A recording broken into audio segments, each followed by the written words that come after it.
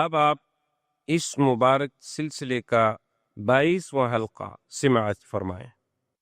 اور پھر امام صاحب یہ فرماتے ہیں کہ مجھے یہ بتائیں کہ کیا حضور پاک نے بھی کبھی کسی میقات سے تجاوز کیا ہو بغیر احرام کے، ما سوائے فتح مکہ میں؟ فتح مکہ کے موقع پر بھی حضور نے فرمایا کہ اللہ نے مجھے چند گھنٹوں کے لیے چونکہ حرم میں جہاد کی قتال کی اجازت دی ہے، اس کے بعد بس ختم، پھر اس کی حرمت لوٹ آئی قیامت تک۔ اور صورت دیگر حضور صلی اللہ علیہ وسلم جب بھی تشریف لائے تو احرام سے تشریف۔ بہرحال 1400 صحابہ کے ساتھ سیرت کا معنی یہ نہیں ہوتا کہ آپ تاریخ کی طرح ایک قصہ پڑھتے جائیں جیسے دنیا کا قصہ پڑھتے ہیں۔ سیرت رسول کا معنی یہ ہوتا ہے کہ آپ کا ایک ایک زندگی کا لمحہ جو ہے وہ امت کے لیے روشن ہدایت ہے، آپ اس سے ہدایت پکڑیں، آپ اس سے سمجھیں کہ حضور نے سفر کیا تو سفر میں کیا طریقہ اختیار فرمایا، سرکار دو جہاں کی زوجہ مطہرہ میں تہمت لگی تو حضور کا کیا طریقہ تھا، کیا موقف تھا، کس طریقے سے آپ نے اس کو نبھایا، اور اس میں سیدہ عائشہ کا کیا موقف تھا کہ بے گناہ ہونے کے باوجود ان پہ کیا گزری اور انہوں نے کیا کیا۔ سیرت نبی کا مقصد یہ ہوتا کہ ہم آپ کے احرام سے احرام سیکھیں، آپ کے سفر سے سفر سیکھیں، آپ کے غزوات سے غزوات سیکھیں، آپ کے طواف سے طواف سیکھیں، آپ کے اقوال مبارک سے روشنی حاصل کریں، آپ کے اعمال مبارک سے روشنی حاصل کریں۔ سیرت طیبہ کے بیان کرنے کا یا سننے کا مقصد یہ ہوتا۔ حضور صلی اللہ علیہ وسلم سرکار دو جہاں جب احرام باندھ کے چلے تو احتیاطاً آپ نے اسلحہ بھی ساتھ رکھا، لیکن اس اسلحے کو یہ نہیں کیا گیا کہ جیسے ہر فوجی کے پاس سلاح ہوتا ہے، فرمایا ایک دو اونٹوں پہ لاد لو، کیونکہ مکے والے قریش کا بھروسہ تو ہے نہیں، اور اپنے ساتھ قربانی کے جانور بھی لے آئے۔ حضور صلی اللہ علیہ وسلم کے ساتھ تقریباً 70 بدنہ، اور جب قربانی کا جانور لے آتے تھے تو اس کے لیے دو چیزیں ہوتی تھیں، ایک کو کہتے ہیں شعار اور ایک کو کہتے ہیں قلائدہ، قلادہ، قلائد کی جمع ہے۔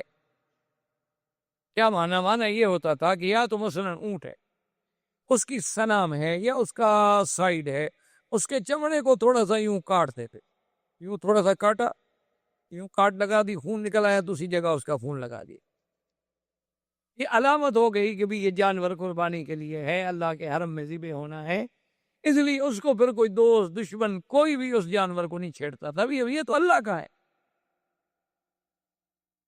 یا قلادہ کا معنی یہ ہوتا تھا کہ بھی کوئی چمڑے کا ہار وار بنا کے رسیوں کے ساتھ اس کے گلے میں ڈال دیتے، علامت ہو جاتی تھی کہ بھی یہ جانور جو ہے یہ ہدی ہے اور یہ حرم میں ذبح ہونے کے لیے جا رہا ہے۔ اگر وہ جانور گم ہو جاتا، کسی دشمن قبیلے میں بھی چلا جاتا تو اس کے ساتھ کوئی تعارض نہیں کرتا۔ حضور صلی اللہ علیہ وسلم نے حکم دیا، جانوروں کو علامات لگا دی گئیں کہ بھئی یہ جانور جو ہیں ہدی کے ہیں، قربانی کے ہیں، اور ذبح ہونے حرم میں حضور صلی اللہ علیہ وسلم نے سفر اپنا جاری رکھا۔ جو حضور صلی اللہ علیہ وسلم مکے کے قریب آتے گئے، کیونکہ اس سے پہلے آپ سیرت نبوی میں پڑھ چکے ہیں کہ جن لوگوں نے احزاب میں حضور کی مخالفت کی تھی، حضور نے ان کی تادیب کے لیے بڑے بڑے آپ نے بھیجے تھے غزوہ سرایا، بنو سلیم کے خلاف، بنو فزارہ کے خلاف، بنو ثقیف کے خلاف، ان سب کے خلاف جو ہیں آپ نے بھیجا کہ ان کو تادیب کی جائے کہ ان لوگوں نے کیوں دھوکہ کیا ہمارے ساتھ۔ تو اب قریش کو پتا چلا کہ 1400 کا لشکر آ رہا ہے، انہوں نے کہا کہ حضور صلی اللہ علیہ وسلم کا مطلب ہے کہ پھر لڑائی کے لیے اب قریش بھی تیار ہو۔ انہوں نے کہا کہ بھی اگر یہ لڑائی ہے، 1400 آدمی لے کر تشریف لا رہے ہیں، تو صاف بات ہے کہ آپ کا مقصد جو ہے ہمارے ساتھ پھر جہاد ہے، اور تیار ہو جائیں۔ انہوں نے بھی اپنا لشکر جو تھا، اپنے جوان جو تھے تیار کر لیے، اور حرم مکہ کی حد سے نکل کر جو معروف تر راستے ہیں مدینہ منورہ کے، جیسے تنیم سے آپ جاتے ہیں، جموم سے، عثمان سے، یہ معروف راستے پرانے دور کے یہی ہیں، تو حد حرم سے باہر آ گئے، کیونکہ حرم میں تو قتال ہو نہیں سکتا۔ یہی وجہ ہے، ورنہ جب ہم طالب العلم کی حیثیت میں پڑھتے ہیں تو بڑی عجیب سی بات لگتی تھی کہ مدینہ منورہ کا راستہ تو یہ ہے اور حضور صلی اللہ علیہ وسلم چلے گئے شمیسی حدیبیہ جدے کے راستے میں، تو اتنی دور کا سفر اختیار کرنے کی ضرورت کیوں پیش آئی؟ حضور تو یوں آ رہے تھے نا مدینہ منورہ سے، تو آپ مسجد تنعیم آتے، نیچے جانے کی کیا ضرورت؟ سفر لمبا ہو گیا۔ اس کی وجہ یہ تھی کہ چونکہ اس راستے پر تو قریش نے اپنی فوج کھڑی کر دی مقابلے کے لیے، حضور پاک نے اپنے صحابہ سے فرمایا کہ کوئی ایسا آدمی ہے جو ایسا راستہ جانتا ہو، کیونکہ ہم لڑنے کے لیے تو آئے نہیں، ہم تو عمرہ کرنا چاہتے ہیں، کہ قریش کو بھی پتہ نہ چلے اور ہم کسی طرح حرم میں داخل ہو جائیں۔ ایک صحابی نے کہا کہ حضور مجھے راستے کا علم ہے، راستہ تو مشکل ہے لیکن قریش کو پتہ نہیں لگے گا۔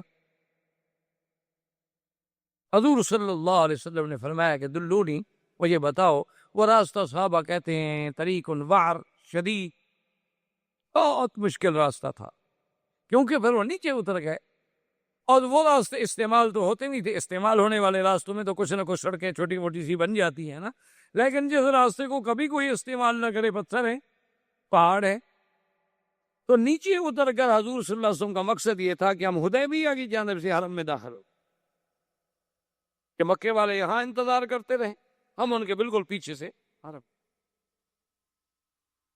حضور صلی اللہ علیہ وسلم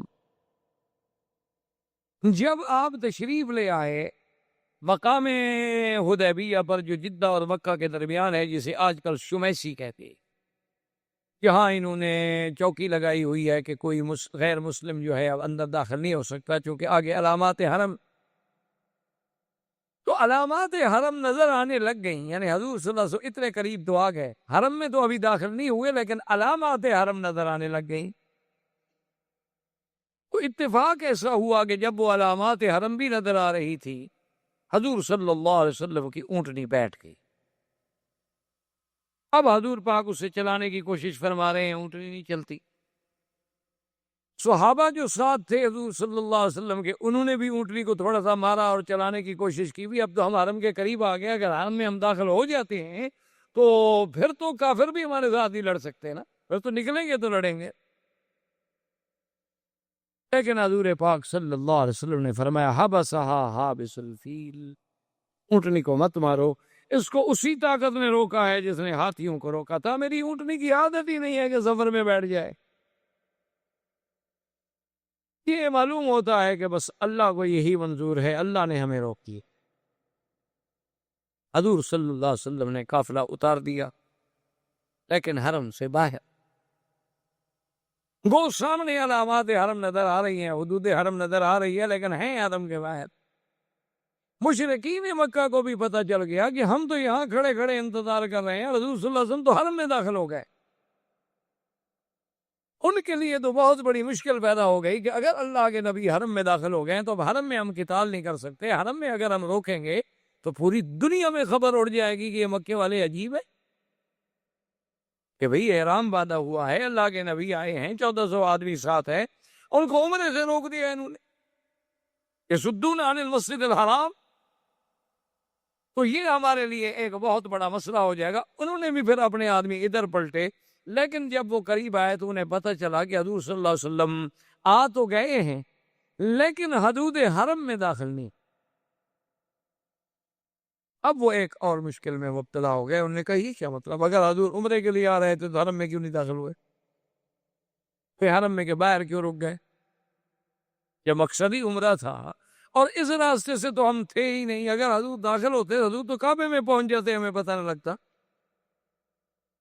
اور یہ راستہ تو کبھی کسی نے اختیار ہی نہیں کیا۔ جب حضور نے اتنی مشکل راستہ اختیار بھی فرمایا، پھر حرم میں داخل ہونے سے کیا بات مانے تھی کہ باقی تو 1 قلعہ 2 قلعے کا فاصلہ رہ گیا ہے، لیکن باہر آپ اترے ہیں اور حرم میں نہیں اترے، اس کا مطلب ہے کہ حضور عمرے کے لیے نہیں آئے، یہ ہمیں اندھیرے میں رکھا جا رہا ہے، حضور تو جنگ کے لیے۔ اب مشرکین کو اپنا ایک اور فکر لاحق ہو گیا، اب پوزیشن یہ ہو گئی کہ حضور صلی اللہ علیہ وسلم نے حدیبیہ پہ خیمے لگا لیے اور مشرکین مکہ نے حرم کے بالکل آخری حدود پہ قریب ہی آنے شہر سے تو وہ بھی نکل آئے۔ وہاں انہوں نے اپنے خیمے لگا دیے، ان نے بھی اپنی فوج اتار دی، لیکن دونوں میں کچھ یعنی یوں سمجھ لیں کہ 2-4 فرلانگ 1 کلومیٹر کا فاصلہ ہے۔ اس کے بعد قریش نے کہا کہ بھی ہمیں یہ چاہیے کہ ہم مسئلے کو اچھی طرح سوچیں، تحقیق کریں، ہم اپنا کوئی بندہ بھیجیں جو جا کے تحقیق کرے کہ آخر اللہ کے نبی چاہتے کیا۔ تو سب سے پہلا آدمی جو بھیجا گیا اس کا نام ہے بدیل ابن ورقہ۔ یہ اس وقت اسلام نہیں لے آئے، لیکن بعد میں اللہ نے ان کو بھی اسلام کی دولت سے نوازا۔ بدیل ابن ورقہ آئے، آ کے کیمپ میں آ گئے، حضور صلی اللہ علیہ وسلم کی خدمت میں آئے، سلام کیا، آ کے ملے اور پوچھا بماذا قدمتم یا محمد صلی اللہ علیہ وسلم، فقال نرید العمرہ، ہم تو عمرے کے لیے اور تمہارا کوئی مقصد۔ خود نے کہا حضور آپ عمرے کے لیے آئے ہیں، لیکن ہمیں پتہ چلا ہے کہ 1-2 اونٹوں پر آپ کے ساتھ مکمل ہتھیار بھی موجود ہیں۔ کون فرمایا بدیل انی اخاف الغدر من قریش، مجھے قریش پر اطمینان تو نہیں ہے، جو لوگ مکے سے نکل کر مدینے پہ چڑھائی کر سکتے ہیں، جو لوگ احد میں آ کے جنگ لڑ سکتے ہیں، جو ابھی غزوہ احزاب میں اتنی فوجیں لے کر چڑھائی کر کے ہمارے خلاف آ گئے، ہم جب ان کے اپنے حدود میں آ رہے ہیں تو کسی وقت بھی وہ غدر کر سکتے ہیں۔ تو ایسا تو نہ ہو نا کہ بالکل آدمی خالی ہاتھ ہو کے دشمن پکڑ کے چھری سے ذبح کرتا رہے اس کو، چلو کم از کم پھر آدمی اپنا دفاع تو کرے گا۔ بدیل ابن ورقہ واپس آ گئے، انہوں نے پوچھا کہ ہاں بھائی تمہاری کیا رائے ہے؟ اس نے کہا مجھے کوئی بات سمجھ نہیں ہے، ویسے تو فرماتے ہیں عمرے کے لیے آئے، لیکن کہتے ہیں ہتھیار بھی ہیں ہمارے ساتھ۔ اب اللہ کے نبی کوئی بات غلط تو کہہ نہیں سکتے، جو چیز ساتھ ہے ساتھ ہے۔ انہوں نے کہا اچھا نتأکد بطریقۃ اخری، ہم ایک اور آدمی کے ذریعے پتہ کرتے ہیں۔ تو انہوں نے حلیس بن علقمہ، یہ احابیش میں سے تھا۔ احابیش جو ہیں یوں سمجھ لیں یہ ذنوج تھے، حبش کے لوگ تھے، بعد میں یہ عرب میں آ گئے تو پھر عربی دی زبان بھی عرب پوری ہو گئی اور لباس بھی عربی ہو گیا، اشعار بھی عربی ہو گئے، اٹھنا بیٹھنا بھی ہو گیا، لیکن یہ بڑا جنگجو قبیلے تھے، بڑے سخت قبیلے تھے حبش کے، ان کو احابیش کہا جاتا تھا۔ یہ حلیس بن علقمہ جو ہے یہ احابیش کا سردار تھا۔ انہوں نے کہا بھی تم جاؤ پتہ کرو یا تحقیق کرو حضور صلی اللہ علیہ وسلم چاہتے کیا، مقصد کیا۔ حلیس جب آیا حضور پاک نے دور سے دیکھا، صحابہ نے کہا حضور وہ حلیس جو ہے نا احابیش کا سردار وہ آ رہا ہے۔ آپ نے فرمایا یہ لوگ جو ہے نا یہ حرم کے ہدی کی، قربانی کے جانوروں کی بڑی احترام کرتے ہیں، بڑی تعظیم کرتے ہیں، تو تم لوگ سب جو قربانی کے جانور لائے ہو نا ادھر سامنے کھڑے کر دو، اس کو نظر آئیں کہ بھئی ہم تو عمرے کے لیے آئے۔ وہ آئے ملے، حضور لما قدمتم، کیوں تشریف لائے؟ فرمایا عمرہ، ما اردنا الا العمرہ۔ اور آپ نے فرمایا کہ تمہیں یہ سارے ہدی کے جانور اور یہ چیزیں نظر نہیں آ رہی؟ اس نے کہا ہاں جی میں دیکھ تو رہا۔ وہ واپس آئے، واپس آنے کے بعد اس سے پوچھا کفار قریش نے کہ ہاں بتلاؤ بھئی تمہارا دل دماغ کیا کہتا ہے؟ اس نے کہا ابھی بات یہ ہے کہ بھئی وہ عمرہ ہی چاہتے ہیں، میری تحقیق یہ ہے کہ اللہ کے نبی جنگ کے لیے نہیں آئے، لڑائی کے لیے نہیں آئے، احرام باندھا ہوا ہے، قربانی کے جانور ساتھ ہیں، شعار ہے، ان کے گلوں میں قلائد ہیں، یہ اس طرح لڑنے کے لیے آدمی آتا ہے؟ انہوں نے کہا کہ نہیں نہیں تمہیں کیا پتا، تم تو ایسے بس سرسری اندازے لگا کے آ گیا۔ اس نے کہا سنو مکے والو، میری تحقیق میں اللہ کے نبی عمرے کے لیے آئے ہیں، واللہ لو منعتم لأنفرن علیکم الحابیش، مجھے خدا کی قسم ہے اگر تم نے محمد مدنی کا راستہ روکا تو میرا قبیلہ جو ہے لڑے گا تمہارے سے۔ یہ کیا ہوا ہے بھائی؟ میں کہہ رہا ہوں کہ تو جھوٹ بولتے ہو، سرسری دیکھ کے مجھے کیوں بھیجا تھا تم نے؟ انہوں نے کہا اچھا بھی ٹھنڈے ہو جاؤ یار، ناراض تو رہو، ہم تو اپنی ایک بات کر رہے ہیں نا، ذرا تسلی ہو جائے، پکی بات ہو جائے، ہم اسی لیے تو تحقیق کر رہے ہیں۔ دیکھو ہم لڑنا چاہتے تو ہم بھی تو جا کے لڑ پڑتے نا، تم اتنا ناراض کیوں؟ اصل کا ناراضگی کی کیا بات ہے؟ میں اپنے آنکھوں سے ایک چیز دیکھ کے آیا ہوں اور تم مجھے کہتے ہو کہ نہیں۔ انہوں نے کہا ٹھہرو، ناراض نہ ہوں، ہم کننا نتأکد مرۃ اخری، ہم چاہتے ہیں کہ ہم پھر بھی کوئی فیصلہ کریں، سوچ سمجھ کر پوری تحقیق ہو جائے کہ واقعی اللہ کے نبی کیا چاہتے۔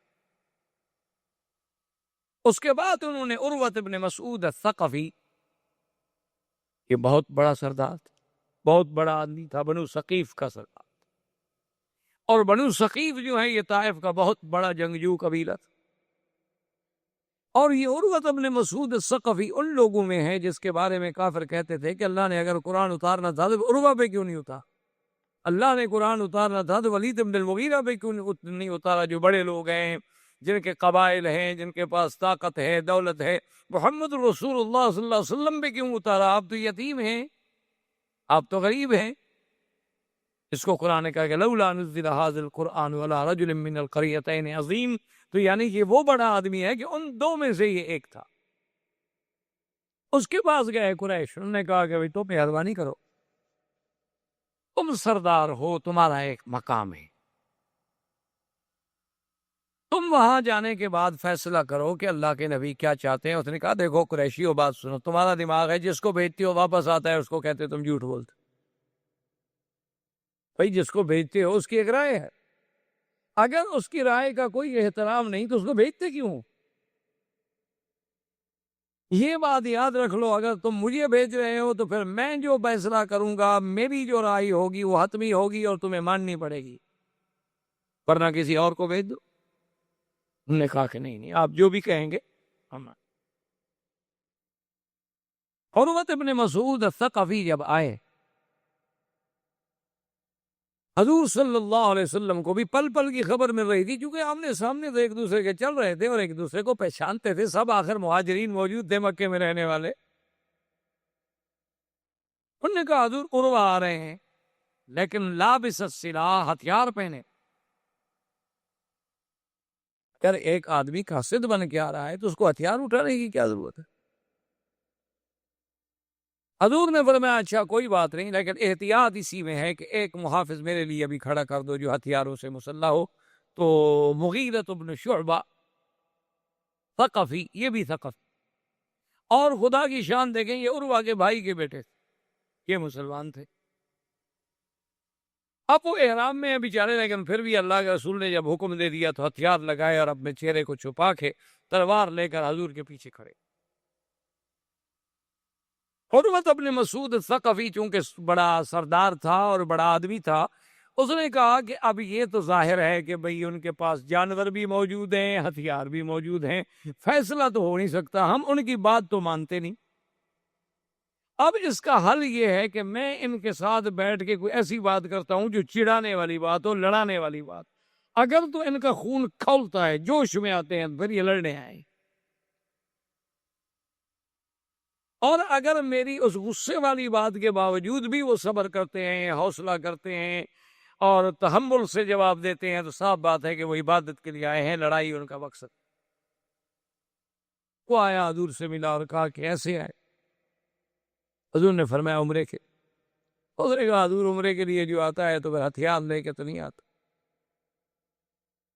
اور آپ کا کیا خیال ہے، آپ نے قریش کو کیا سمجھا ہے کہ آپ اس کے گھر میں آ رہے ہیں، ان کے وطن میں آ رہے ہیں، ان کے علاقے میں آ رہے ہیں؟ یہ جو 1400 آدمی آپ کے ساتھ ہیں یہ آپ کے کام آئیں گے؟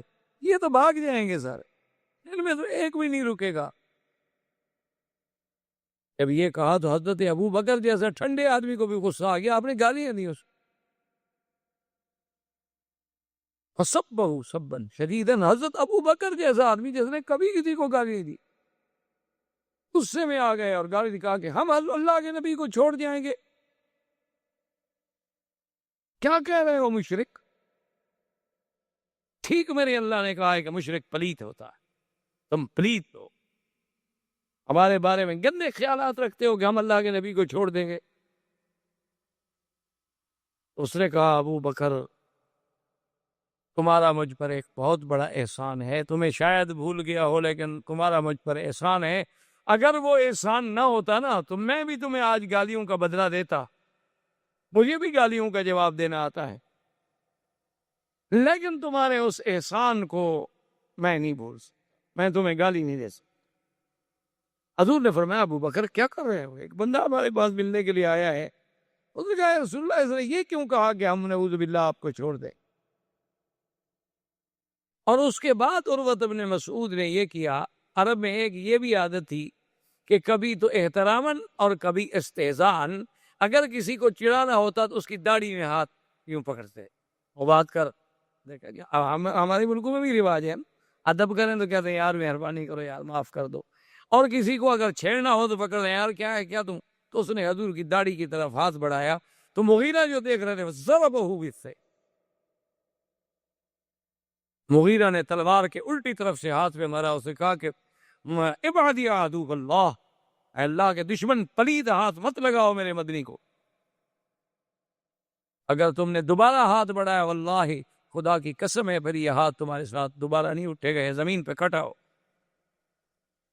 میں دیکھا من ھذا الفظ الغلیظ، یہ کون ہے؟ سخت درشت غلیظ سخت گندی بات کہنے والا ہے کون؟ کوئی نہیں پتا میں کون ہوں، کس کے ساتھ بات کر رہے ہو؟ حضور نے فرمایا عروہ اما عرفتہ، پہچانا نہیں اس کو؟ تو حضور نے نہیں پہچانا، کون ہے یہ؟ تو بڑا کوئی بد اخلاق آدمی ہے، میں تو ویسے ہی آپ کی داڑھی کو ہاتھ لگا رہا تھا، میرا کوئی توہین کا مقصد نہیں تھا، اس لیے مجھے خام خواہ تلوار مار دی۔ حضور نے فرمایا ہوا ابن اخیک، یہ تمہارے بھائی کا بیٹا ہے، مغیرہ ہے۔ لگا او مغیرہ تم ہو؟ اس نے کہا، کہنے کا اچھا وہ میرا احسان بھول گئے، ابھی کل ہی تو میں نے تمہاری جان بچائی ہے، وہ بھی بھول گئے تم، اور آج اپنے چاچے کے ہاتھ میں تلوار مار رہے ہو، میرے احسانات کو بھی تم نے بھلا دیا ہے۔ اصل میں مغیرہ جو تھا یہ اسلام لانے سے پہلے یہ اپنے بنی مالک کے 12-13 آدمیوں کے ساتھ مصر گئے، مصر میں جو مقوقس تھا اس کو جا کے ملے، جو پادری عیسائیوں کا بڑا تھا اس کے پاس گئے ملے، لیکن سب جو تھے اس کو تو بڑے احترام سے ملے، لیکن یہ مغیرہ تو اجڑ آدمی تھا نا، اس نے کوئی اس کی قدر ودر نہ کی، بس ایسے دور سے کھڑا ہو گیا۔ خیر اس کے بعد 1-2 دن رہے، جب روانہ ہوئے تو اس نے بڑے بڑے ہدایہ دیے سب کو، لیکن مغیرہ کو کوئی ہدیہ نہیں دیے، کیونکہ اس نے کہا بد اخلاق آدمی ہے، اس کو کیا ہدیہ دینا ہے بھائی۔ اب جب یہ واپس آ گئے تو مغیرہ کہے عجیب بات ہے کہ جب سب واپس جائیں گے تو کہیں گے بنی مالک والوں کو تو مقوقس نے ہدیہ دیا اور مغیرہ کو کچھ نہیں دیا، اس سے تو میری قبیلے میں بڑی بدنامی ہوگی، یہ عجیب بات ہے کہ سارے لوگ تو مصر سے ہدایہ لے کے جائیں اور میں مصر سے خالی جاؤں۔ یہ رات کو سو رہے تھے، تلوار اٹھائی، 13 کے 13 قتل کر دی اور سب کا سامان لے کے بھاگ کے 13 آدمی مار دیے بنی مالک، اور وہ ہدیہ تو ہدیہ، ان کے جو اور سامان تھے تجارت کے جو انہوں نے خریدا ہوا تھا سارا سامان بھی اکٹھا کر کے لے گیا، ان کے اونٹ بھی بھگا گیا۔ لیکن جب اپنے قبیلے میں پہنچا، بنی مالک کو پتہ لگ چکا تھا، بنی مالک نے اپنے قبیلے کو تیار کر لیا، ادھر سے بنو ثقیف نے اپنے قبیلے کو تیار کر لیا، اور نتیجہ یہ نکلا کہ دونوں قبیلے لڑائی پہ تھے، انہوں نے کہا ہمارے 13 آدمی مار دیے ہیں، کوئی بات ہے، اور یہ بھاگ گیا، یہ تو چھپ گیا، لیکن دونوں قبیلے آمنے سامنے ہو گئے۔ تو جب دونوں قبیلے آمنے سامنے ہو گئے تو ایک بہت بزرگ تھے، پرانے ان کے سردار تھے، وہ آئے، انہوں نے کہا کہ عروہ لا تفنی قومک ولا تفنی بنی مالک، اپنی قوم کو بھی فنا نہ کر، بنی مالک کو بھی فنا نہ کرو، اگر تمہاری جنگ چھڑ گئی نا تو دونوں قبیلے برباد ہو جاؤ، کیونکہ دونوں مضبوط قبیلے، دونوں ایک دوسرے کو بخشنے والے نہیں، اور تمہارے سینکڑوں بندے، یہ نہیں کہ ابھی لڑائی ہوتی رہے گی۔ کہا میں کیا کروں؟ کہا تمہارے بھائی کے بیٹے کی زیادتی ہے، تم سردار ہو، بنی مالک کا کیا قصور ہے؟ بھی ان کے 13 آدمی مارے گئے ہیں، سیدھی بات ہے میں ان کو راضی کرتا ہوں، لیکن تم دیت ادا کر۔ اس نے جا کے بات کی بنی مالک والوں سے، انہوں نے کہا کہ چلو عروہ سردار ہے اور وہ قصور بھی اپنا مانتا ہے اور دیت بھی دیتا ہے، تو چلو ہم معاف کرتے ہیں، ہم خون بہا لے لیں گے، لیکن قتل کا بدلہ قتل سے نہیں لیں گے۔ تو 13 آدمیوں کا دیت جو تھی یہ عروہ نے ادا کی۔ اس نے کہا کل میں نے تمہیں چھڑایا اور آج تم مجھے تلوار مار رہے ہو۔ اچھا یہ سارا سامان اونٹ وونٹ لے کے یہ بھاگ کے سیدھا مدینے شریف چلا، حضور کی خدمت میں پہنچ گیا، کہنے لگا حضور میں مسلمان ہوتا ہوں، اور سارا واقعہ سنایا۔ آپ نے فرمایا اما الاسلام فنقبل، تمہارا اسلام تو ہم قبول کرتے ہیں، اما المال فلا، یہ جو مال تم نے لیا ہوا ہے یہ تو غداری کا ہے، چوری کا ہے، یہ نہیں ہم قبول، یہ واپس کرو بنی مالک، ان کا ہے۔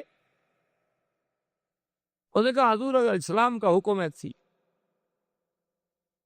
ورنہ اسی مال کے لیے تو میں نے 13 بندے مارے، لیکن اب آپ کہتے ہیں کہ اسلام اجازت نہیں دیتا، حقوق العباد ہے تو میں واپس کرتا ہوں، تو بہرحال وہ مال واپس کر دیا گیا، لیکن یہ پکا مسلمان ہو گیا۔ تو عروہ نے اس کو وہ بات یاد دلائی۔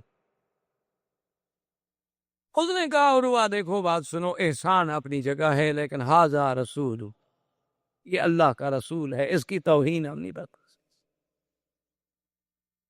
اس نے کہا اچھا ٹھیک۔ اتنی دیر میں نماز کا وقت آ گیا، حضور صلی اللہ علیہ وسلم اٹھے وضو کرنے کے لیے، عروہ بیٹھا ہوا ہے دیکھ رہا ہے صحابہ وضو کر رہے ہیں، حضور نے وضو کیا، جو پانی ہاتھ سے گرے صحابہ اٹھا کے منہ پہ مل رہے ہیں، اگر آپ کا پاؤں دھلا پانی گرا صحابہ منہ پہ مل رہے ہیں، جو برتن میں پانی بچ گیا اس کو صحابہ لے کے منہ پہ مل رہے ہیں۔ تو عروہ دیکھ رہا ہے، حیران ہو رہا ہے کہ یہ کیا ہے، واپس چلا گیا عروہ۔ عروہ جب واپس گیا تو سردار جمع ہو گئے قریش کے، انہوں نے کہا کہ ہاں ماذا وراک، سناؤ بھائی تمہاری کیا تحقیق ہے؟ اس نے کہا دیکھو بات سن،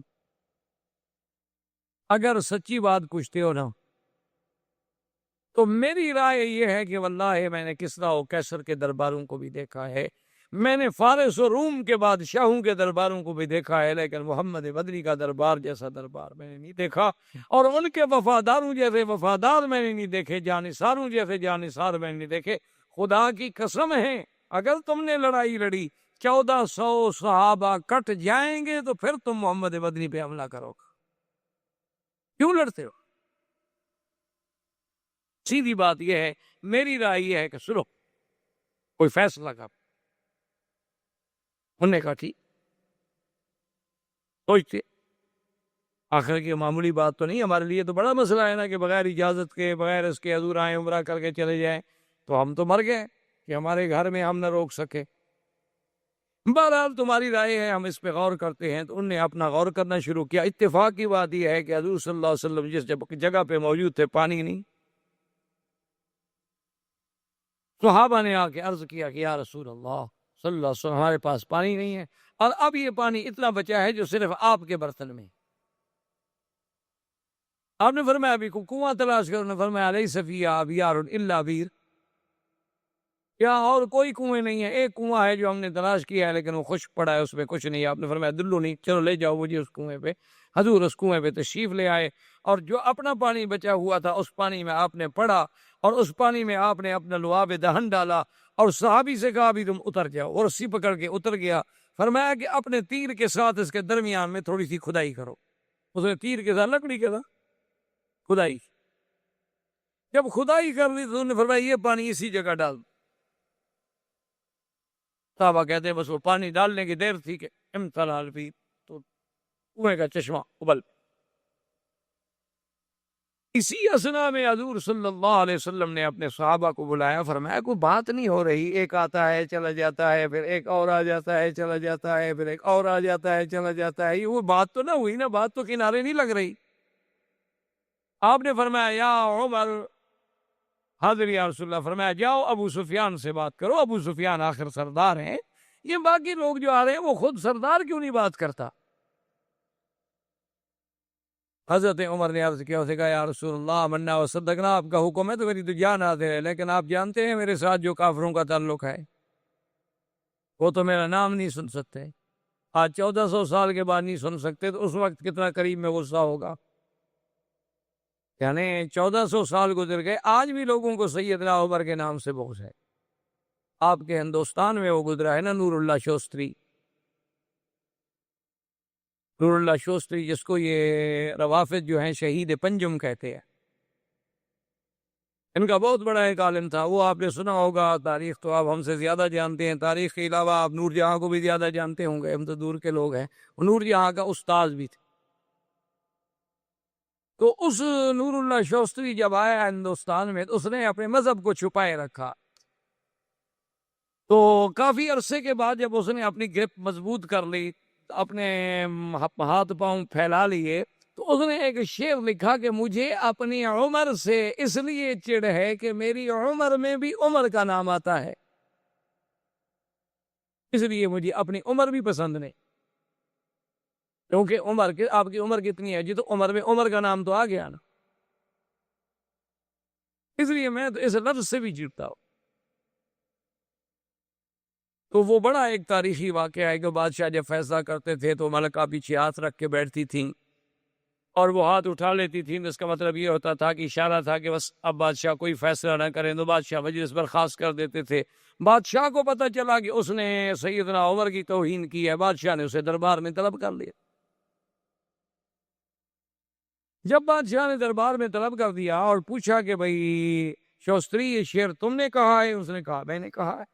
اب اس کو پتا تھا کہ اب تو میرے ہاتھ مضبوط ہیں، اب اس ملک کے وزراء بیوروکریٹس میرے ساتھ ہیں، اب مجھے کون چھیڑ سکتا ہے؟ اب بادشاہ تھوڑا مجھے سزا دے سکتا ہے، اب تو میرے پیچھے بھی ایک قوت ہے، اور سب سے بڑی قوت جو ہے ملکہ ہے، وہ میری شاگرد ہے، اور اس کے حکم کے بغیر بادشاہ کو فیصلہ کر ہی نہیں سکتا۔ انہوں نے کہا ہاں جی میں نے شعر لکھا۔ اپنے بادشاہ نے کہا سوچ لو، میں تمہیں 10 منٹ دیتا ہوں، سوچ۔ انہوں نے کہا جی 10 منٹ سوچنا ہو یا 10 سال سوچنا ہو، میں نے شعر لکھا ہے اور میں عمر سے بغض رکھتا ہوں۔ اب ملکہ نے پیچھے سے ہاتھ اٹھا لیا، لیکن بادشاہ بیٹھا ہوا ہے، مجلس برخاست نہیں کر رہا۔ تو بادشاہ نے پھر کہا کہ سوچ لو۔ اس نے کہا جی میں نے سوچ لیا ہے۔ تو ملکہ نے پیچھے سے بادشاہ کے جبے کو پکڑ کے کھینچا کہ بھئی کوئی فیصلہ نہ کر بیٹھے بادشاہ جلدی میں، تاکہ تو بادشاہ نے غصے میں آ کے اپنی ملکہ کو ہاتھ مارا کہ جان من جان دادن ایمان نہ دادن، کہ تم ناراض ہو جاؤ گی زیادہ سے زیادہ، میں مر جاؤں گا نا، میں جان دے سکتا ہوں ایمان نہیں دے سکتا، میں سزائے موت دے دو جو حضرت عمر کی توہین کرتا ہے۔ میں کہا کیا ہے، زیادہ سے زیادہ یہ ہو جائے گا نا کہ میں مر جاؤں گا تمہارے بغیر، تو میں جان دے سکتا ہوں ایمان نہیں دے سکتا۔ نبی کا صحابی ہو، خلیفہ راشد ہو، اور کوئی اسے گالی دے میرے ملک میں، یہ کیسے ہو سکتا؟ تو بہرحال کہنے کا مقصد یہ تھا کہ حضرت عمر رضی اللہ تعالیٰ عنہ نے عرض کیا، انہوں نے کہا رسول اللہ اگر آپ مجھے بھیجیں گے نا تو جو تھوڑی بہت امید ہے نا صلح کی یہ بھی گئی، مجھے تو دیکھ کے ان کو آگ لگ جائے گی حضور، ان کو پتہ نہیں میں نے بدر میں کیا کہا تھا، اڑاؤ گردنیں ان کی، وہ ابھی موجود نہیں ہے وہاں۔ حضور نے فرمایا عمر پھر رائے، تو اس نے کہا حضور ایک بندہ ہے اس سے بات بن سکتی ہے، حضرت عثمان کو بھیجے۔ حضرت عثمان سخی آدمی ہے اور رحم دل آدمی ہے، اس کا کوئی مکے میں گھر نہیں جس پہ احسان نہ ہو۔ اور پھر آج کل سردار ابو سفیان ہے، ابو سفیان بنی امیہ سے ہے، اور حضرت عثمان بھی بنی امیہ سے ہیں، ان کی بات میں وزن ہو سکتا ہے اور وہ کسی کی بات نہیں سنیں۔ حضور صلی اللہ علیہ وسلم نے فرمایا ٹھیک ہے عثمان جاؤ۔ اس نے کہا حاضر۔ حضرت عثمان تیار ہو گئے جانے کے لیے۔ حضرت عثمان رضی اللہ تعالی عنہ جب تشریف لے گئے، ابو سفیان نے استقبال کیا، اب ملا، بٹھایا، اس نے کہا کہ دیکھو عثمان تمہارے ہم پر احسان ہے، پھر تم ہمارے قبیلے کے آدمی ہو، کون گھر ہے مکے کا جس پہ عثمان تیرا ہاتھ نہیں، لیکن تمہارے لیے تو کعبہ ہے کھلا ہوا، تم جب چاہو عمرہ کرو، لیکن اللہ کے نبی کو ہم نہیں کرتے، یہ ہمارے لیے موت ہے۔ اس نے کہا کہ پھر جب نبی کو نہیں کرنے دیتے ہو میں بھی نہیں کرتا، میں کیسے عمرہ کروں، میرا آقا وہاں بیٹھے رہے اور میں عمرہ کروں۔ اس نے کہا اچھا ایسا کرو تم ایک دن مکے میں ٹھہرو، ہم پھر مشورہ کرتے ہیں، میٹنگ کرتے ہیں، چونکہ ہمارے جوان بھی تو جوش میں آئے ہوئے ہیں نا کہ بھی اللہ کے نبی آئیں عمرہ کر کے چلے جائیں اور ہم کچھ نہ کر سکیں، یا تو ہمیں پہلے اذن بھیجتے، اطلاع بھیجتے، ہم عمرے کے لیے آنا چاہتے ہیں، ہم کہہ دیتے آ جاؤ، ہمیں سوچے۔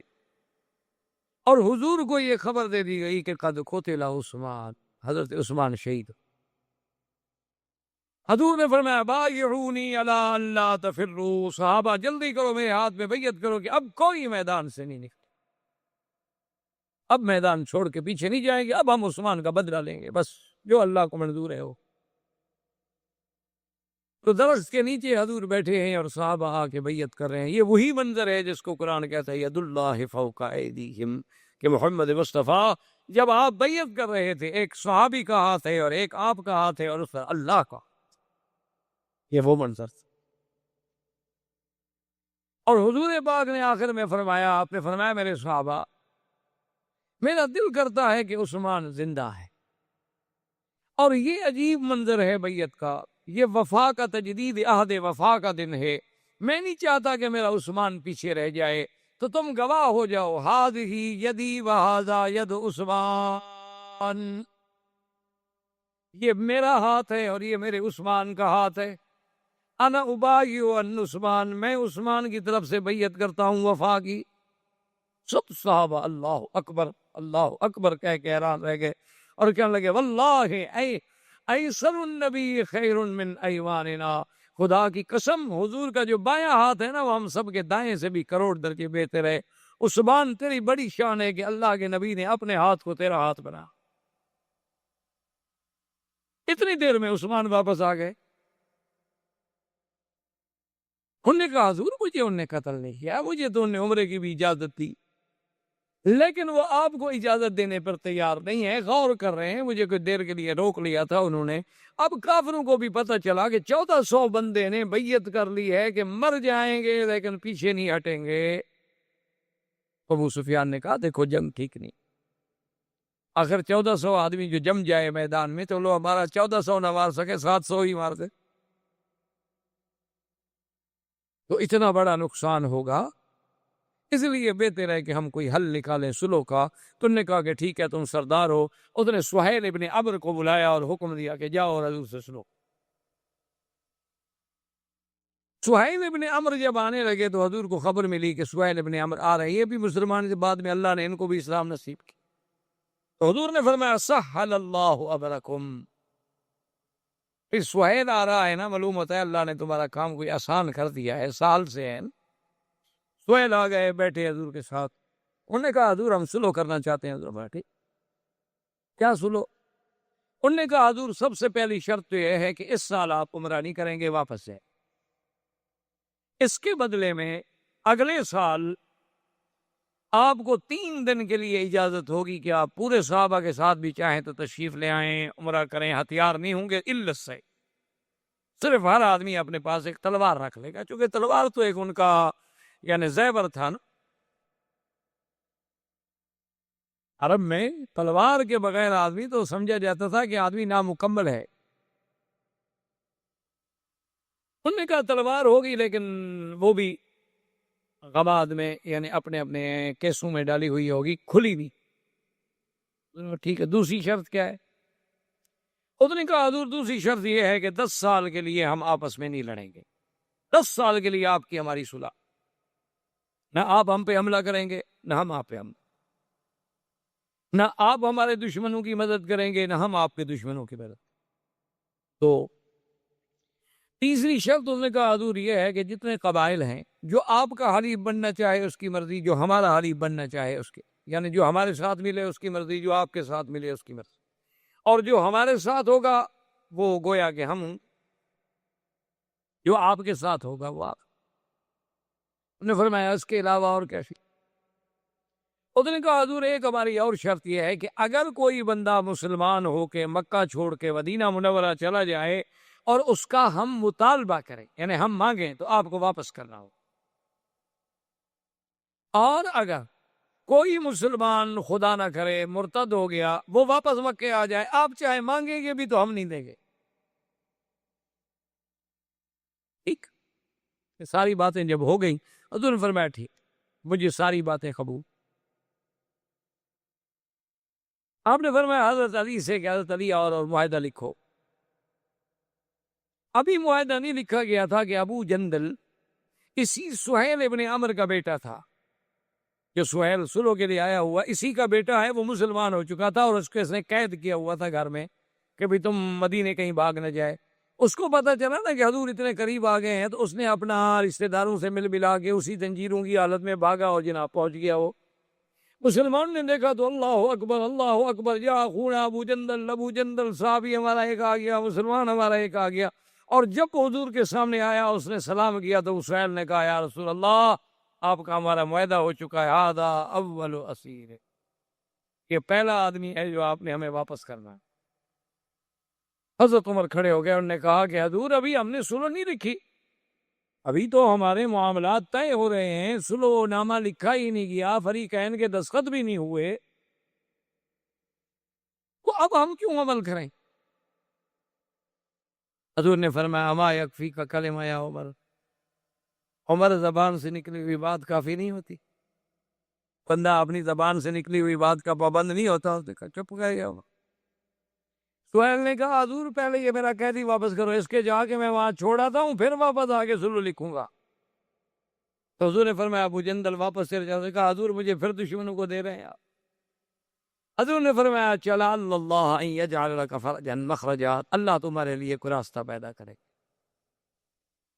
اور اسی زنجیروں کی حالت میں سہیل نے کہا کہ ابو جندل سے کہ چلو، ابو جندل کو لے کے چلے۔ حضرت عمر جناب آہستہ آہستہ ابو جندل کے قریب گیا، اس نے کہا ابو جندل ان المشرکین نجس ودمہم دم کلاب، یہ مشرکین پلیت ہوتے ہیں، ان کا تو خون کتے کا خون ہوتا ہے، یہ تلوار میں تمہیں دیتا ہوں، مارو اس کو اڑا دو۔ تم تو معاہدے میں شریک نہیں ہو نا، تم تو پابند نہیں، تم تو قیدی ہو ان کے پاس۔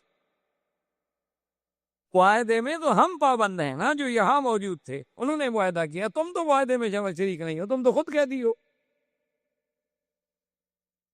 تم کون سے معاہدے کے پابند ہو؟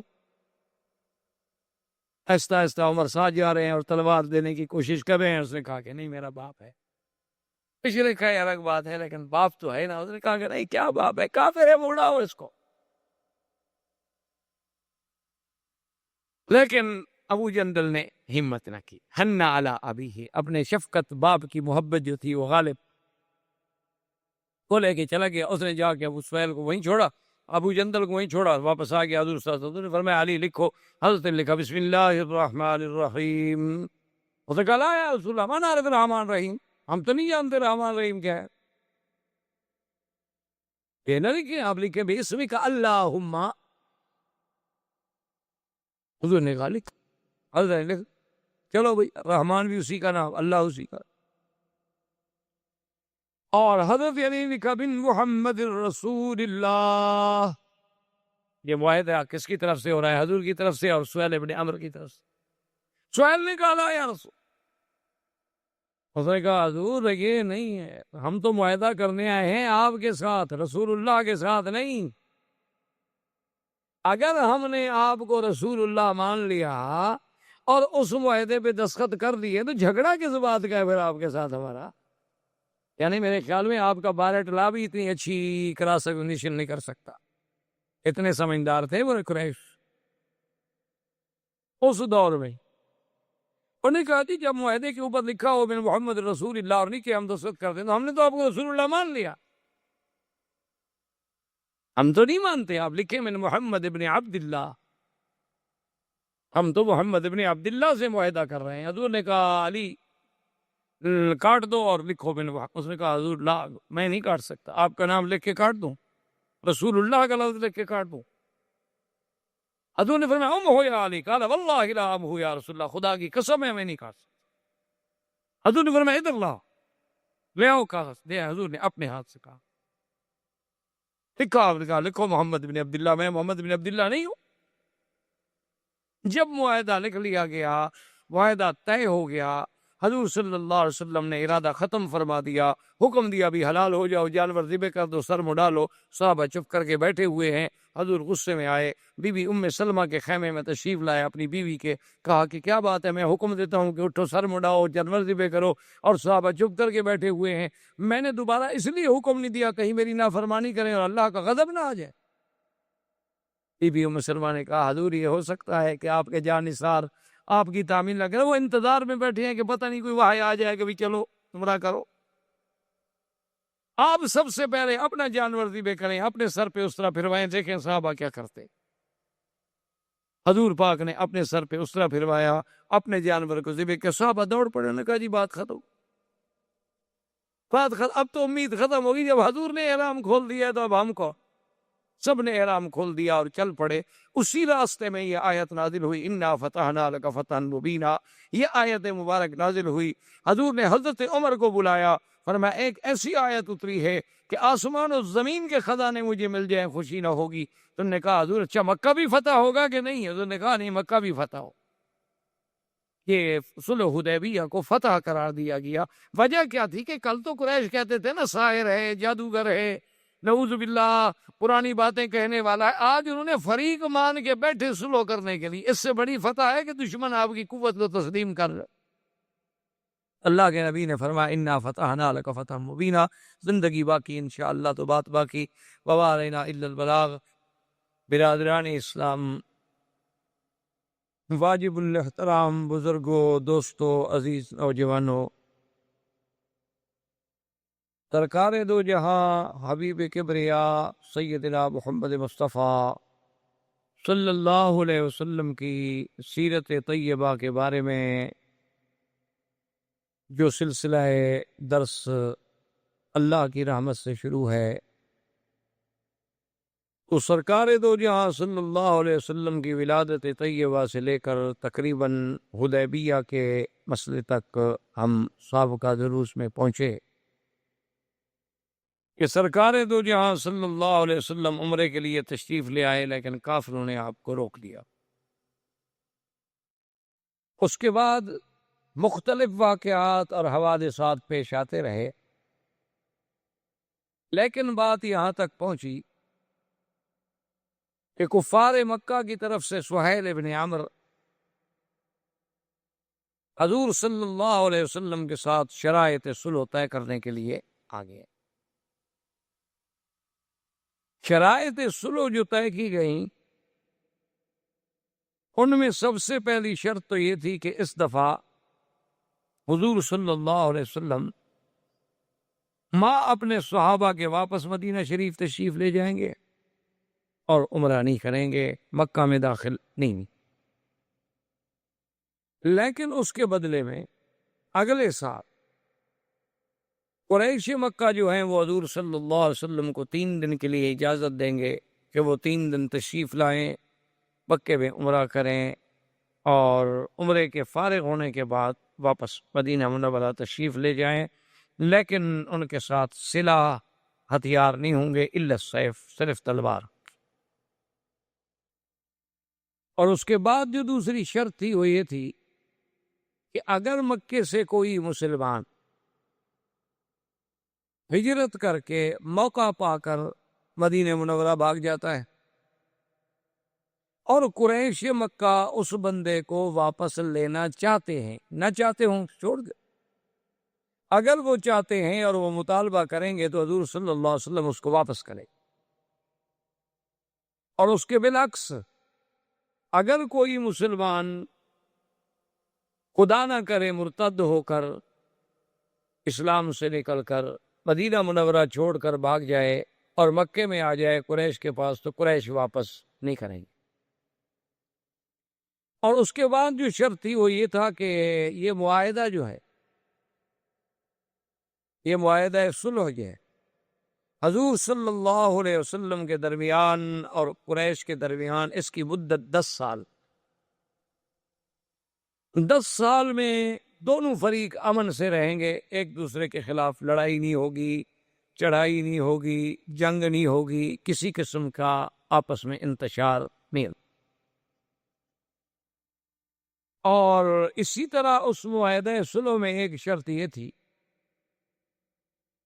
کہ اب ہماری اور قریش کی جب صلح ہو جائے، اس کے بعد جو باقی قبائل ہیں مکے کے، مدینہ منورہ کے، مکہ کے ارد گرد رہنے والے، مدینہ منورہ کے ارد گرد رہنے والے، مکہ اور مدینہ منورہ کے درمیان میں رہنے والے، تو ان قبیلے جو ہیں وہ آزاد ہیں. ان کی مرضی ہے، وہ چاہیں تو قریش کے حلیف بن جائیں اور چاہیں تو محمد مصطفیٰ صلی اللہ علیہ وسلم کے حلیف بن جائیں، سب کو آزادی. اور جو حلیف کسی کا بنے گا اس پر اگر کوئی چڑھائی کرے گا تو وہ حلیف اپنا تحفظ کے لیے وہ اس کا آپ کو ساتھ دینا ہوگا.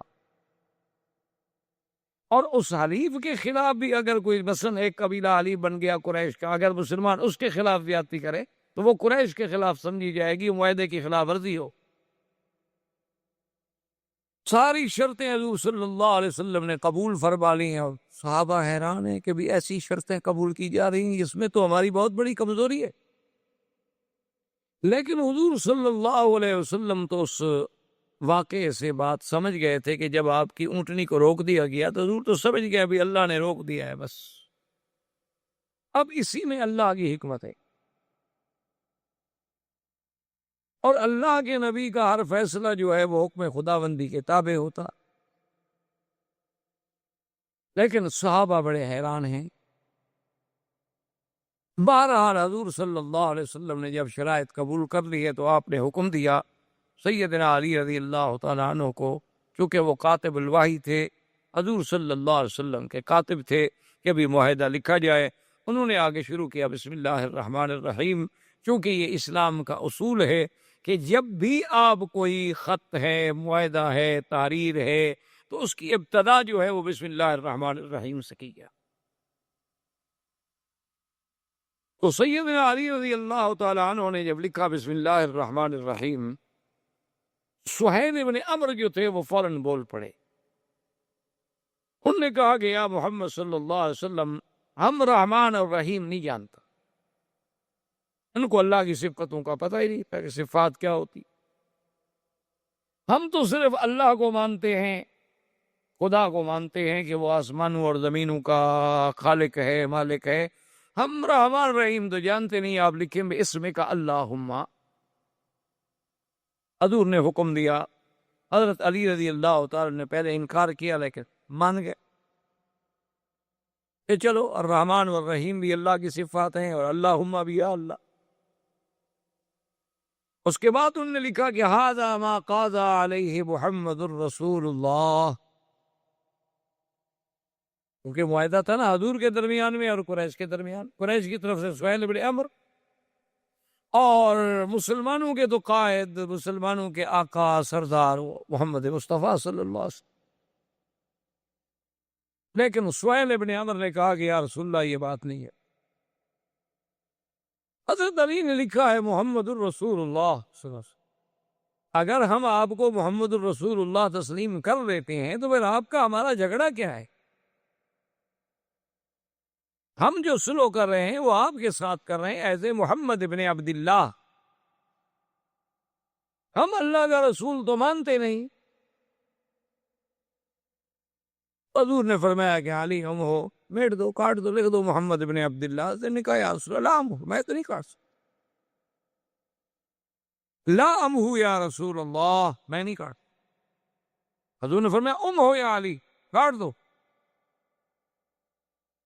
حضرت علی نے کہا واللہ لا ام ہو یا رسول اللہ، مجھے تو اللہ کی قسم ہے میں نہیں کاٹوں گا، میں رسول اللہ کے نام پر کیسے لکیر کھینچ دوں؟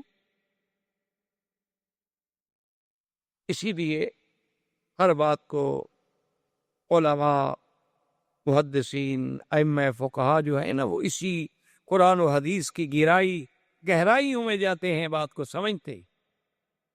اب بظاہر تو حضرت علی انکار کر رہے ہیں، اللہ کے نبی کا انکار کرنا جو ہے نعوذ باللہ تو کسی مسلمان سے متوقع بھی نہیں ہو سکتا،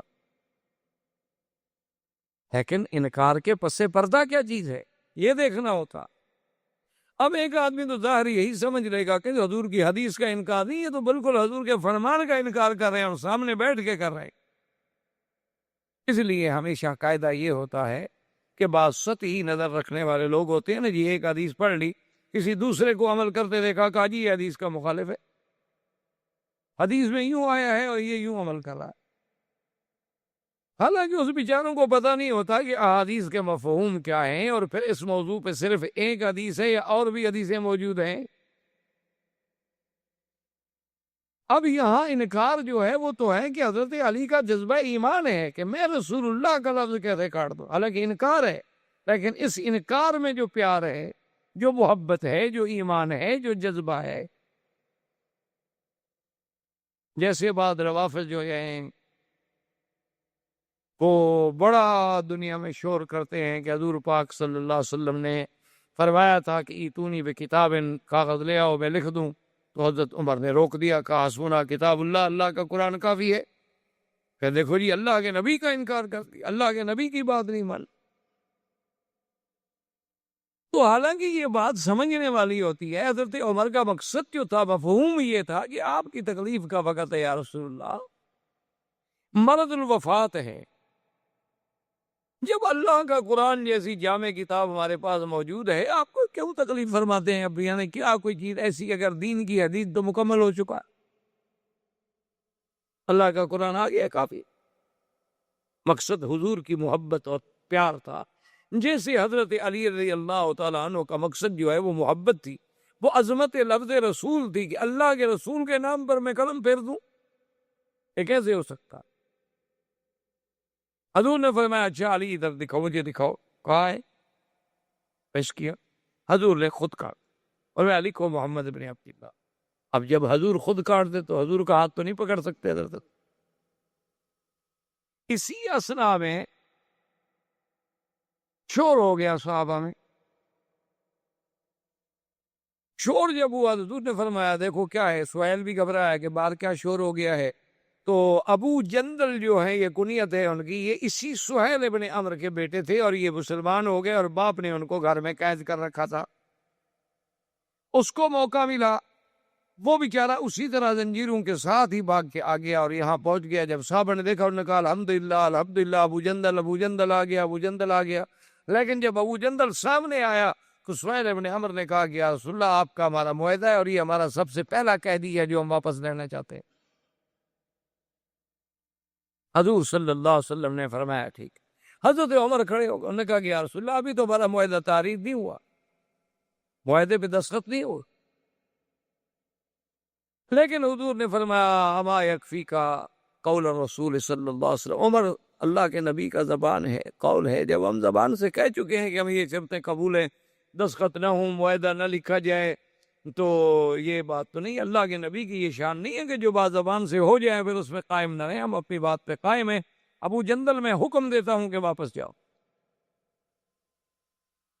بعض روایات میں یہ بھی آتا ہے کہ ابو جندل نے درخواست کی، اس نے کہا کہ یا رسول اللہ صلی اللہ علیہ وسلم، ٹھیک ہے، آپ مجھے پھر کافروں کے ہاتھ میں واپس کرنا چاہتے ہیں، دشمنوں کے ہاتھ میں دینا چاہتے ہیں، میں آپ کے حکم پہ ہر قربانی دینے کے لیے تیار ہوں، لیکن جتنی دیر یہ معاہدہ ہو رہا ہے، سلو ہو رہی ہے، اتنی تو مجھے اجازت مل جائے کہ میں بیٹھے رہوں اور آپ کا دیدار کر لوں۔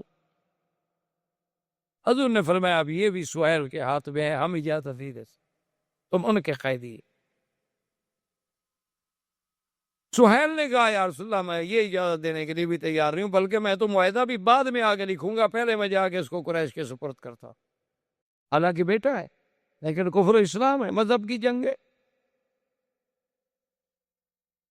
اور ہر آدمی جو ہے چاہے وہ غلطی پر بھی ہو اپنے مذہب کا دیوانہ ہوتا۔ اس نے جا کے سہیل کو واپس کیا، پھر آئے، معاہدہ لکھا گیا، دستخط ہو گئے۔ حضور صلی اللہ علیہ وسلم جب فارغ ہو گئے تو حضرت عمر حاضر ہوئے۔ انہوں نے کہا یا رسول اللہ، آپ نے تو فرمایا تھا، آپ نے فرمایا کہ میں نے خواب دیکھا ہے، ہم مکہ میں جائیں گے، ہم عمرہ کریں گے، ہم طواف کریں گے، ہم بال کٹائیں گے یا بال کتروائیں گے، امن ہوگا، خوف نہیں ہوگا۔ حضور یہ کیا ہے؟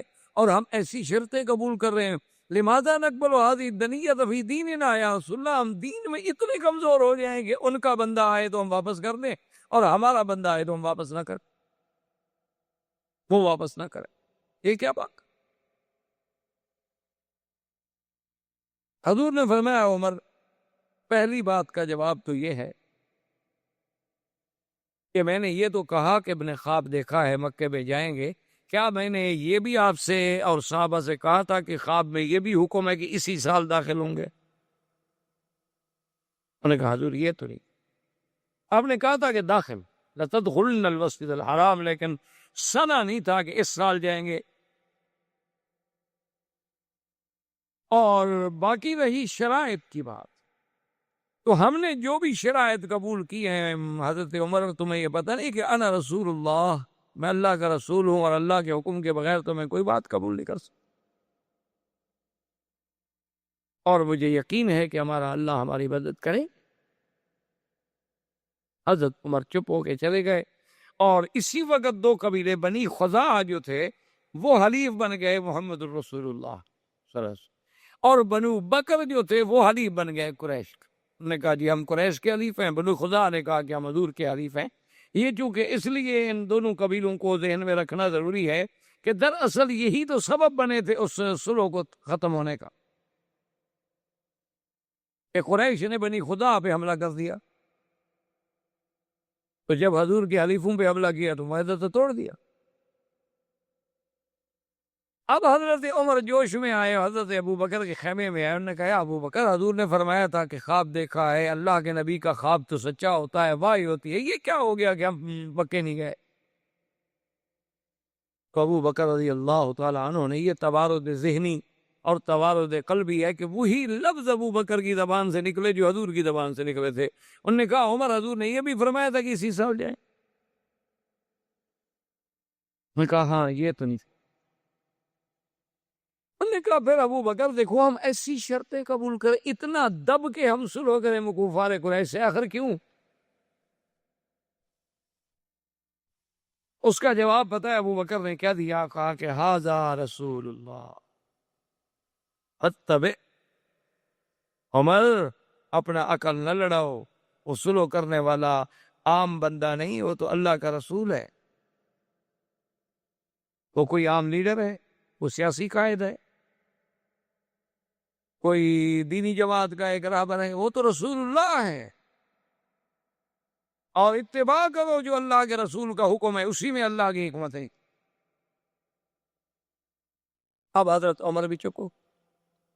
حضور صلی اللہ علیہ وسلم نے حکم دیا کہ جن لوگوں کے ساتھ قربانی کے جانور ہیں وہ جا کے ذبح کر دیں، سروں پہ اس طرح پھروائیں اور احرام سے نکلیں، چونکہ احرام سے نکلنے کا مطلب یہ نہیں ہوتا کہ آپ چادریں اتار دیں، چادریں اتارنے سے آدمی احرام سے نہیں نکل جاتا۔ مثلاً آپ عمرہ کر لیں، آپ کپڑے احرام کی 2 چادریں اتار کے شلوار قمیض پہنیں تو آپ تو یہ سمجھیں گے کہ میں احرام سے نکل گیا، آپ احرام سے نہیں نکلے، آپ اسی طرح احرام میں، جب تک کہ آپ سر نہیں مڑائیں گے یا بال نہیں۔ احرام سے نکلنا جو ہے وہ حلق یا قصر کے ساتھ ہوگا۔ حضور نے جب حکم دیا تو صحابہ چپ کر کے بیٹھے رہے، کوئی صحابی نہیں اٹھا۔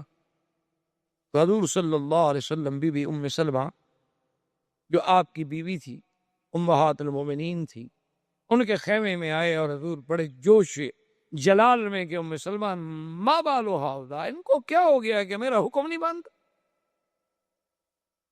اور اگر میں نے دوبارہ حکم پر اصرار کیا اور انہوں نے انکار کیا تو ہو سکتا ہے کہ اللہ کا عذاب آ جائے۔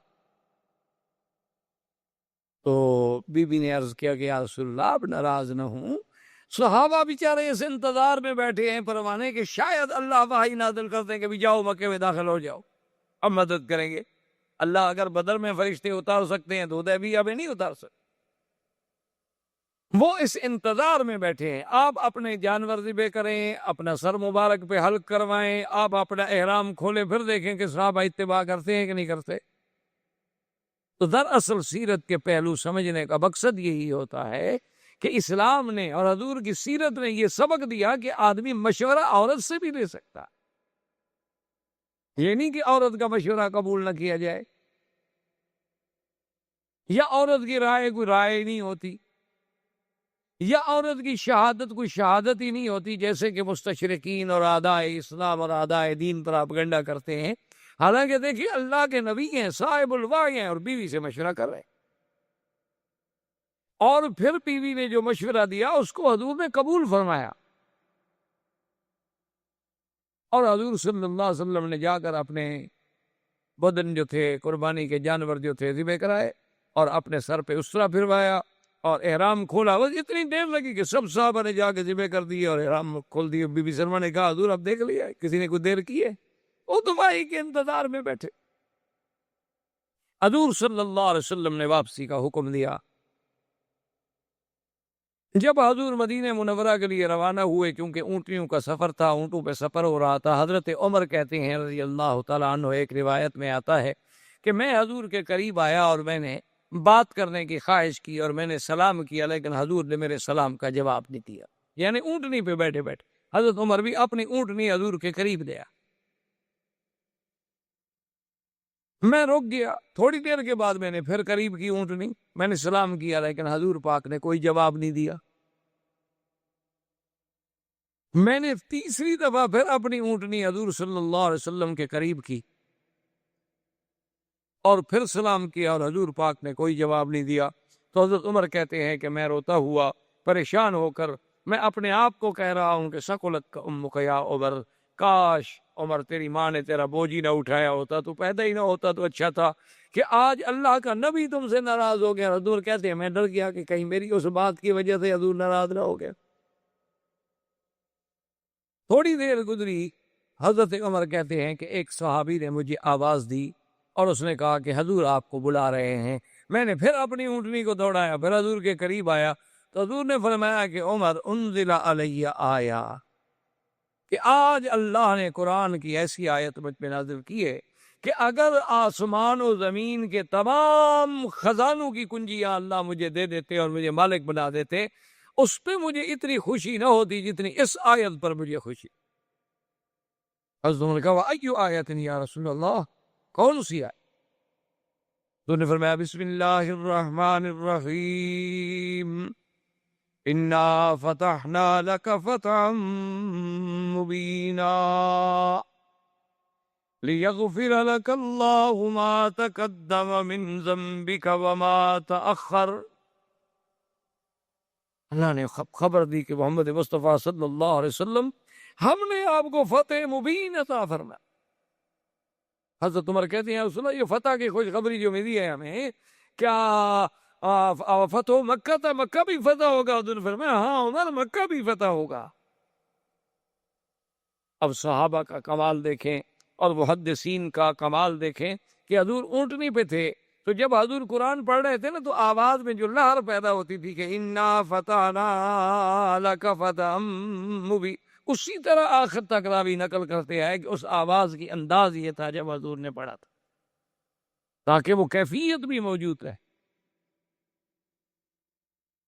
اب علماء کرام فرماتے ہیں کہ اس فتح سے مراد بعض نے کہا فتح مکہ ہے، بعض نے کہا فتح خیبر ہے، بعض نے کہا فتح حنین ہے، کیونکہ اس بیعت کے فوراً بعد اللہ نے قرآن میں یہ تو فرما دیا تھا نا، ابھی جو ہم نے آیت پڑھی تھی کہ میرے مدنی صلی اللہ علیہ وسلم اللہ اور مومنین سے راضی ہو گئے ہیں جو اس درخت کے نیچے بیٹھ کے آپ کی بیعت کر رہے ہیں۔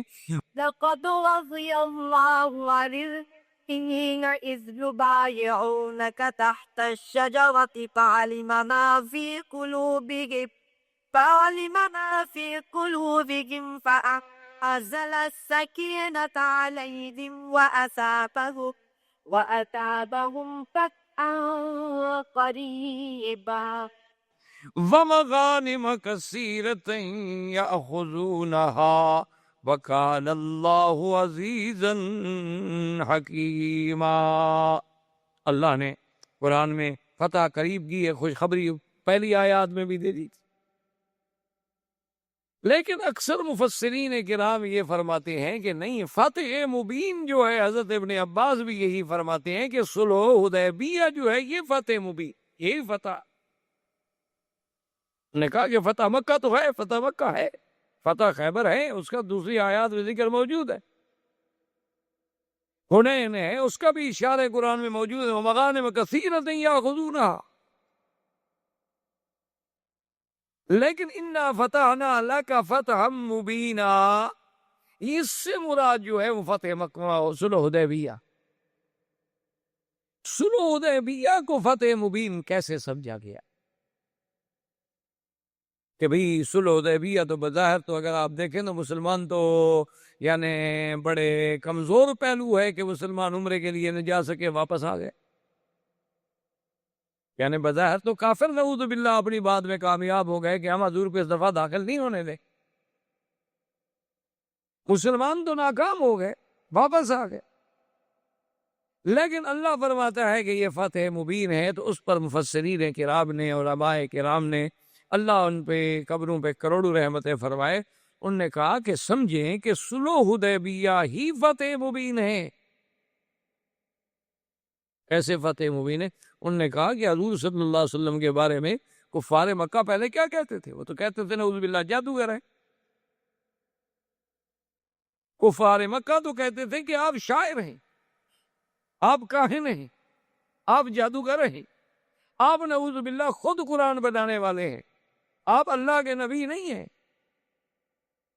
تو جو لوگ کل تک شاعر کہتے تھے، ساحر کہتے تھے، اور جو لوگ پھپتیاں کستے تھے کہ بھئی دیکھو کیا مسلمان، کیا جناب ان کی طاقت ہے، اور کیا یہ سوچ رہے ہیں کہ ہمارے مقابلے کریں گے، جن کو مکے میں رہنے کا ٹھکانہ نہیں ملتا، کبھی حبش جاتے ہیں، کبھی مدینہ جاتے ہیں، تو آج ان دشمنوں نے آپ کو ایک فریق مان لیا، آپ کی قوت کو تسلیم کر لیا، سلو کرنی پڑی،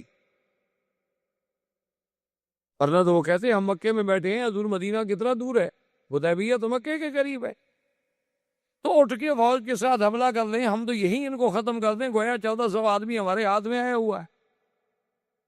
لیکن اس کے باوجود وہ برابر کی سطح پر بیٹھ کے ایک معاہدہ کر رہے ہیں، سلو کر رہے ہیں، اور جو ہمارا حلیف ہوگا آپ نہیں چھیڑیں گے، جو آپ کا حلیف ہوگا ہم نہیں چھیڑیں گے، تو اب برابر کی قوت تسلیم کر رہے ہیں، اور باقاعدہ معاہدہ جو ہے وہ کعبۃ اللہ میں رکھا گیا۔ اس سے بڑی فتح کیا ہوتی ہے کہ دشمن آپ کی قوت کو تسلیم کر لے، دشمن آپ سے بات کرنے کی طاقت کو مان لے، ورنہ جو دشمن آپ کی طاقت نہ سمجھے، آپ اس سے کہیں جی ہم آپ سے مذاکرات کرنا چاہتے ہیں، چھوڑو یار آپ سے کیا مذاکرات ہم نے کر رہے ہیں، تم کون ہو مذاکرات کرنے والے؟ تو مذاکرات تو اسی سے کیے جاتے ہیں نا جن کی قوت و طاقت کو تسلیم کیا جاتا ہے کہ چلو جی ٹھیک ہے پھر بیٹھ جائیں بات کرتے ہیں، ورنہ جو طاقت کے گھمنڈ میں ہوتا ہے وہ کہتا ہے جی ہم کیا بات کریں، کس چیز کی بات کریں۔ ایک دوسری بات یہ ہے کہ اگر آپ الحمدللہ میرے سب بھائی پڑھے لکھے لوگ ہیں، تاریخ پہ نظر ہے، یا نہ بھی ہو تو نظر ڈالی جا سکتی ہے، کوئی ایسا مشکل مسئلہ نہیں ہے، صرف ایک دلچسپی ہے نا کہ اللہ ہمیں دین کی طرف تھوڑا رجحان دیتے، ورنہ آدمی پڑھا لکھا آدمی، اگر آپ انگریزی کی کتابیں پڑھ سکتے ہیں، اگر آپ اپنے میڈیکل سائنس پڑھ سکتے ہیں، تو اللہ کا قرآن بھی پڑھ سکتے ہیں، کوئی منع تو نہیں ہے تو صرف دل کو سمجھانے کی بات ہے کہ تھوڑا سا اس خدا کو بھی ہم حق دے دیں، 24 گھنٹے جو ہم نے پیٹ کے دیے ہوئے ہیں، جس خدا نے ہمیں پیدا کیا، چلو اس کو آدھا گھنٹہ تو دے دیں۔ اگر اپنی زندگی کے 24 گھنٹے ہم نے صرف اپنی معاش کے لیے کہ پیسے بن جائیں گے، سٹیٹس بن جائے گا، وہاں گھر بن جائے گا، گاڑی بن جائے گی، محلے کے لوگ کہیں گے دیکھو جی بڑی ترقی کی ہے اس نے، اگر اس کے لیے ہم کریں چلو ٹھیک ہے وہ بھی کریں، کوئی منع نہیں ہے شریعت میں، حلال طریقے سے آدمی کمائے تو کیوں نہ کمائے، لاکھ دفعہ کمائے، لیکن اس خالق و مالک کو جس نے ہمیں پیدا کیا ہے، جس نے ہمیں یہ صلاحیتیں بخشی ہیں، جس نے ہمیں عقل دیا ہے، جس نے ہمیں علم دیا ہے، اس کے لیے کم از کم اپنے 24 گھنٹے میں سے آدھا گھنٹہ تو ایک مختص کر لیں کہ یہ آدھا گھنٹہ محض اللہ اور اللہ کے رسول کی باتیں سمجھنے اور پڑھنے کے لیے ہے۔ تو آپ اگر خود غور کریں گے تو آپ دیکھیں کہ سرکار دو جہاں صلی اللہ علیہ وسلم کو نبوت ملنے کے بعد آپ 13 سال تک مکہ مکرمہ میں رہے۔ 13 سال کوئی معمولی سی بات نہیں ہوتی، ایک عظیم مدت ہے۔ 13 سال کے بعد جب آپ کی عمر مبارک 53 سال ہو گئی تو آپ نے مدینہ منورہ ہجرت فرمائی۔ یعنی مجموعی طور پر اگر آپ دیکھیں تو جب آپ ہجرت کر کے آئے ہیں، مدینہ منورہ میں پہنچے ہیں، تو تقریباً 13 اور 14 15 سال کی محنت کے باوجود مسلمان کتنے ہوئے؟ 150۔ یہ تو پھر انصار میں سے مسلمان ہوئے نا مدینے میں۔ اچھا اس کے بعد جناب آپ مزید بھی آپ کی عمر مبارک کے 6 سال ملا لیں، کیونکہ یہ واقعہ حدیبیہ کا جو ہے یہ 6 ہجری میں آ رہا ہے، تو 6 سال اگر آپ اس کو بھی شامل فرما لیں، اور تاریخ ہجری جو ہے وہ ہجرت کو مقدم رکھا گیا، وہیں سے شروع ہوتی ہے، تو 6 اور 13 19 سال، تو 19 سال میں کل کتنے مسلمان تھے؟ 1400 آدمی جو حضور کے ساتھ عمرے پہ آیا، 500-600 نہیں آیا ہوگا، یعنی بچے عورتیں کچھ کر رہے گئے نہیں ہے، یعنی 2000 آدمی، 3000 آدمی، بڑے سے بڑا آپ لگا لیں 3000 آدمی ہو گیا ہوگا مسلمان، تو 19 سال کی محنت میں تو صرف 3000 مسلمان ہوا۔ حدیبیہ کی صلح ہوئی سن 6 ہجری کے آخر میں، 7 میں حضور نے عمرۃ القضاء فرمایا۔ اور 8 ہجری میں مکہ فتح ہو گیا تو حضور کے ساتھ 10,000 کا تو صرف لشکر تھا جو مکے میں آیا، یعنی 19 سال میں ہم نے 3,000 مسلمان ہوئے۔ حدیبیہ کی فتح صلح کے بعد 10,000 تو لشکر تیار ہو گیا، اس سے بڑی فتح ہوگی؟ اس طرح اسلام پھر آگے بڑھا، کیونکہ دونوں فریقوں کے درمیان معاہدہ صلح ہو گیا، امن قائم ہو گیا۔ اب وفد باہر جانے کا مواقع ملے، اور حضور صلی اللہ علیہ وسلم جن لوگوں نے احزاب میں آپ کے خلاف حملے کیے تھے ان کو پہلے ادب سکھا چکے تھے، وہ الگ روب پڑ گیا تھا لوگوں پر، تو اللہ نے اسلام کو ایسی طاقت دی کہ صرف 2 سال کے بعد اس فتح کو فتح مبین کیسے نہ کہا جائے۔ یہ تو سب سے بڑی فتح تھی۔ اور دوسری بات یہ دیکھیں کہ اللہ کے نبی نے جو خواب دیکھا تھا اس میں یہ بات شامل تھی، لقد صدق الله رسوله الرؤيا بالحق لتدخلن المسجد الحرام إن شاء الله آمنين محلقين رؤوسكم ومقصرين لا تخافون فعلم ما لم تعلموا فجعل من دون ذلك فتحا قريبا۔ اللہ نے فرمایا امن کے ساتھ، کوئی خوف نہیں ہوگا۔ لیکن اب اگر عمرہ نصیب ہوتا تو خوف ہوتا، ڈر تھا، لڑائی ہو سکتی تھی۔ لیکن جب عمرۃ القضاء پہ حضور صلی اللہ علیہ وسلم تشریف لے آئے، اب تو معاہدے کے تابع آ رہے ہیں نا، سب کافروں نے مکہ کھول دیا، کوئی رکاوٹ نہیں، کوئی خوف نہیں، کوئی ڈر نہیں۔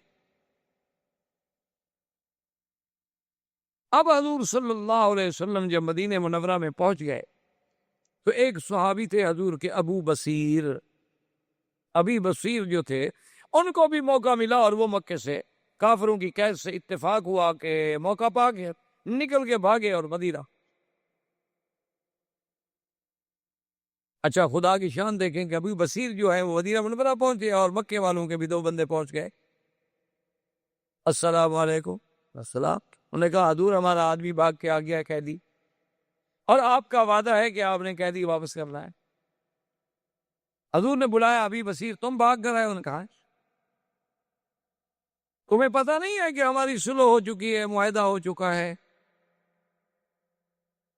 کہا جی ٹھیک ہے، جو کیا حکم ہے واپس جاؤ، حاضر۔